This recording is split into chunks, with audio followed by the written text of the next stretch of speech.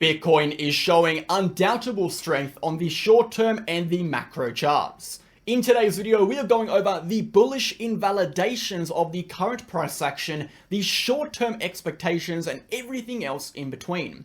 This is a video you do not want to miss. Let's dive in.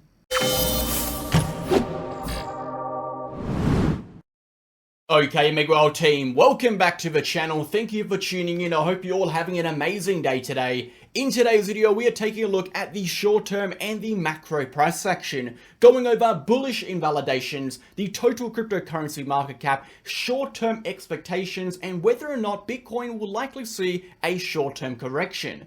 These are the questions we're answering in today's video, so make sure to stick around until the end.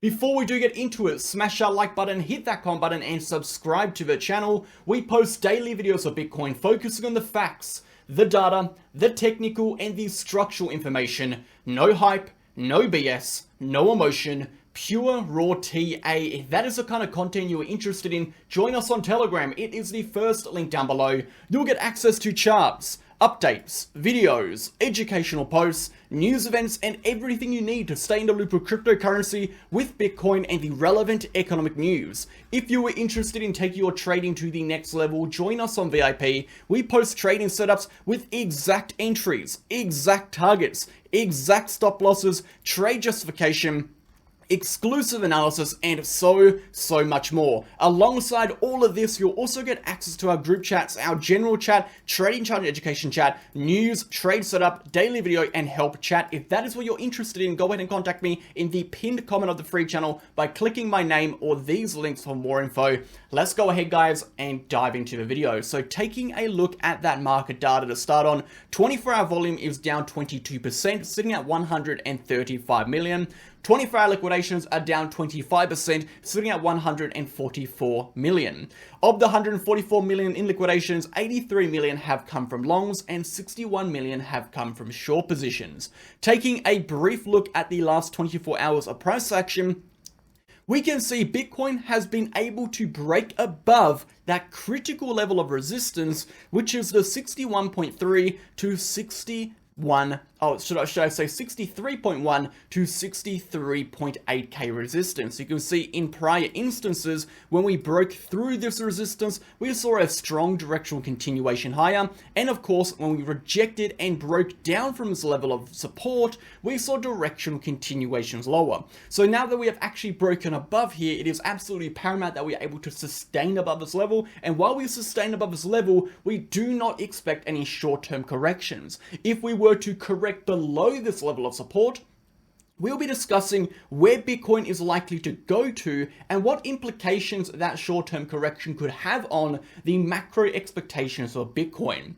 So let's go ahead and jump over to the DXY. We'll come back to Bitcoin later in our video. So the DXY has seen a short-term correction below that base of support, which we found to sustain for around 4 to 5 days. This, of course, was at 104 level. We have now seen a break of that low. This is going to be a change of structure, indicating a bearish continuation. Therefore, we are expecting the next level of support to be that prior area support that we retested in March 2024, around 103.1 to 103. Of course, the DXY dropping, this is going to be generally bullish for risk assets. We'll generally see Bitcoin rise and stocks continue upwards. Taking a look at the S&P 500 on that weekly candle, we do have 1 day and 22 hours remaining until the close. Slightly red this week, however, still looking strong on the macro. As we have been saying, provided we are able to sustain above this prior high at 5,300, regardless of what happens on the short term,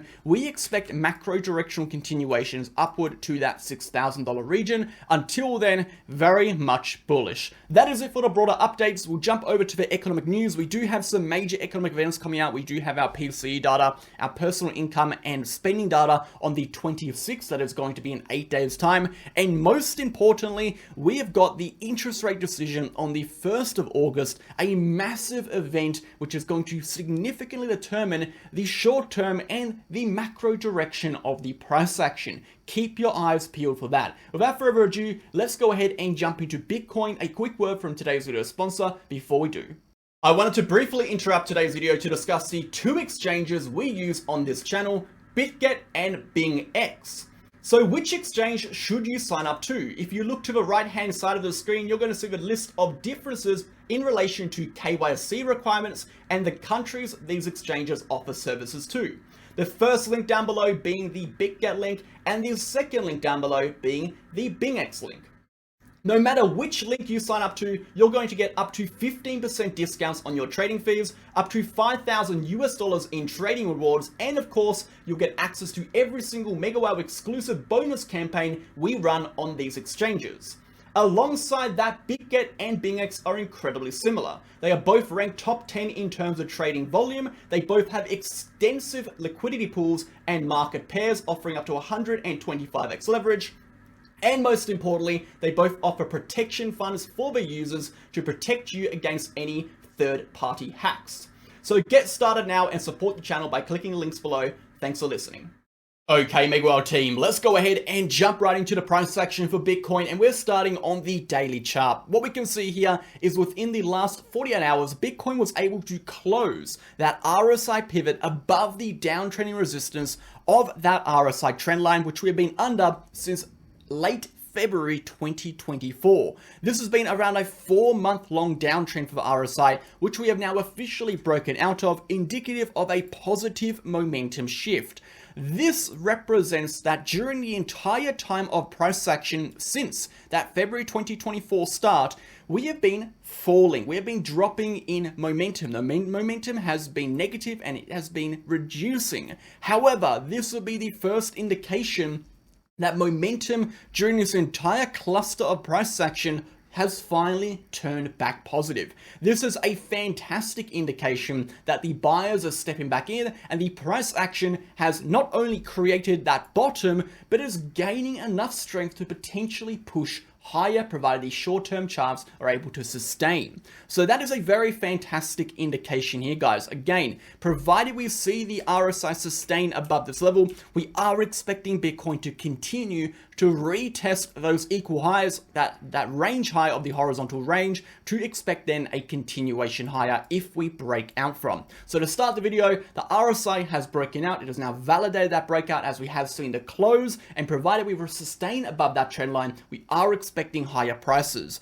Moving over to the broader charts over here, taking a look at the Brave New Coin Liquid Index, another great indication we saw was the leading span B was able to sustain, and we have seen not only that level provide support, we have now seen the price candle break above the leading span A, which is that green line, the upper band of the cloud, as well as the baseline, which is the red line, that red squiggly line of the Ichimoku cloud indicator.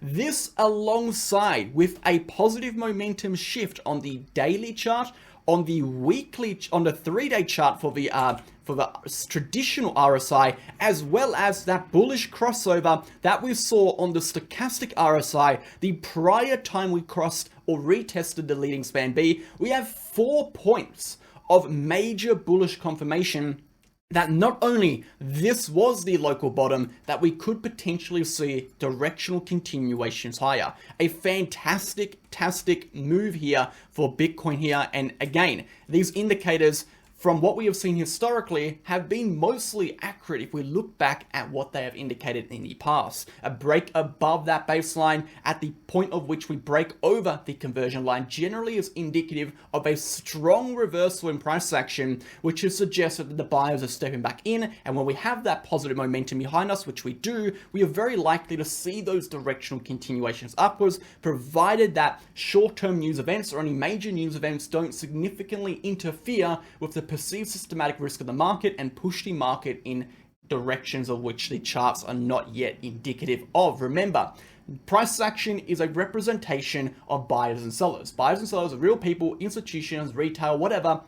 Clicking buy, clicking sell. People make decisions based on a few things. It could be gambling, right? You're just a degenerate. You could just be gambling. It could be news events. You could be trading based on economic situations. You could be trading based on technicals. But most and foremost, the majority of people in the market unfortunately trade based on emotion. Emotions are heavily influenced by what people expect to occur at a later date. So when we see news events come out that massively influence potential future risk scenarios of the market will correct or adjust based on what is expected at a later date, based on how people feel about those events. So sometimes the changes of which that occur in price action are not always visible on the charts at any particular time, because the charts are just a derivative of what people are doing right now. And the indicators are even a derivative of the price action itself. So that is why I always say when we're trading into news events, such as the upcoming interest rate data, the price action could potentially go in ways of which the charts as of right now are not expecting or not suggestive of. And that is why risk management is always so important in trading. But as of right now, taking the data at a face value, the charts are bullish, Bitcoin is gaining a lot of strength, and we are expecting higher. Now, this chart here doesn't only tell us that, it also tells us a very important invalidation for this overall notion that Bitcoin is gaining strength and we would expect higher, and that is if we were to see the breakdown of the leading span B indicator, we would very likely see the price action enter an official high time frame downtrend for Bitcoin. Now, the leading span B indicator is sitting around about $55,000 to $56,000. If we zoom out historically, every single time, and I mean every single time in the 14 years of Bitcoin's price action that we have dropped below the leading span B, okay, we have seen corrections for Bitcoin that have been, okay, between, I think it was 15 to 71%. So we see pretty large corrections. Even a 15% correction for Bitcoin from 56,000 could take it into that $48,000 region, which is that prior higher support. So we have seen historical corrections occur upon the loss of the leading span B, and therefore we can deduce this level is not only a major area of which we would generally find bottoms, as we have seen historically, which results in these macro continuations, but also if we lose that level, that would be the confirmation we are looking for to tell us that we are going to go into that $40,000 region. A very important level to watch out for. Let's go ahead, guys, and add one more indicator to the blend, which is going to be the Gaussian channel. If you want even more confirmation, we can see the prior time we broke through the channel. And by through the channel, I mean you're on one side of the channel, and from that one side of the channel, you break all the way through, right? You end up on the other side. The prior time that we saw that change in structure, again, from one side of the channel to the other side of the channel, that resulted in that macro directional continuation upwards we have seen over the last, I don't even know, like, what is this, 15 months or so? Now, if we were to see a break below the leading span B, we are very likely to also drop below the lower band of the Gaussian channel, as we are expecting 48,000 as a target. That would be the first time we have seen a drop under the Gaussian channel from the top side. Similar to this change of structure, we would see the opposite and equal change of structure up over here, which would be indicative of a macro downtrend starting. So that is also a very clear invalidation, and a very important level you should be paying attention to for invalidations. And the reason I'm talking about invalidations is because we are bullish now. We are again above that macro uptrend. We are above the 200 SMA. We are sustaining above the major levels of support now on the short-term charts. Bitcoin is undoubtedly bullish. So it's important to talk about, well, at what point does Bitcoin no longer become bullish and actually becomes high time frame bearish? When we look at the high time frame scenario or high time frame perspective,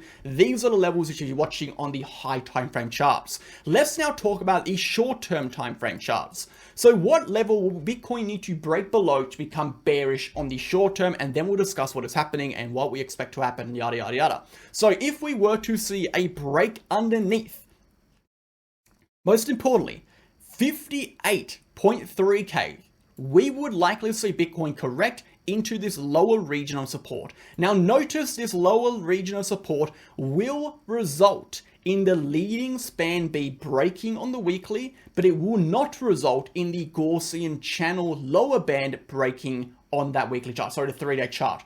And therefore, this region over here will be a region of liquidity, meaning we would either, if we saw a correction into this range, see a very short and fast wick below and then a rapid bounce, or if we were to drop below, most importantly, 52,000, that would be confirmation that this region has lost, and we are expecting a gain much lower for Bitcoin. Again, 52,000 is that peak on the VRPV.